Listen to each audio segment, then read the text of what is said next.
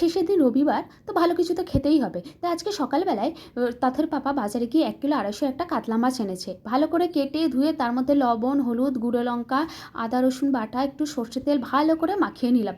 মাছের মাথাটা এত বড় দেখে মনে হচ্ছে আমাকে খেয়ে ফেলবে। তেল গরম হয়ে গেছে, মাছগুলো চলুন ভেজে নিই। এত বড় মাছ, মাথাটা দেখেই তো ভয় ভয় লাগছিল কেমন।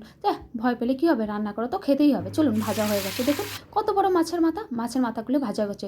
সেই তেলের মধ্যে দিলাম তেজপাতা, গোটা গরম মশলা আর জিরে, আর সেগুলি নাড়াচাড়া করে পেঁয়াজ কুচি কুচি করে দিয়ে দিলাম। পেঁয়াজগুলো একটু ভাজা হতে পেঁয়াজ বাটা দিয়ে দিলাম। আজকে বানাবো হচ্ছে কাতলা কালি, একদম সহজ পদ্ধতিতে, খুবই তাড়াতাড়ি হয়ে যায়। আর দিয়ে দিলাম পেঁয়াজ বাটার পর আদা রসুন আর কাঁচা লঙ্কা পেস্ট।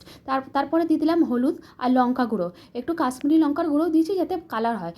ভালো করে নেড়ে ছেড়ে একটু লবণ দিয়ে দিলাম, দিয়ে আবার একটু ভালো করে নাড়াচাড়া করে দেখুন, দেখতে কি সুন্দর হচ্ছে, পুরো লাল লাল না। এবার চলুন জল দিয়ে দিই, পরিমাণ মতো জল দিয়ে, জল ফুটে গেছে, এবার মাছটা দিয়ে দিই। এইভাবে বানিয়ে খাবেন, সত্যি বলছি খুবই সুন্দর হয় খেতে। দেখুন আমার রেডি হয়ে গেছে। কেমন হচ্ছে অবশ্যই কিন্তু কমেন্টে জানাবেন। ভালো লাগলে একটি লাইক কমেন্ট শেয়ার করে দিই। চলুন, তাথের পাপার খিদেও পেয়ে গেছে, তাথের পাপাকে আমি বেড়ে দিই। অবশ্যই কিন্তু জানাতে ভুলবেন না কেমন হয়েছে।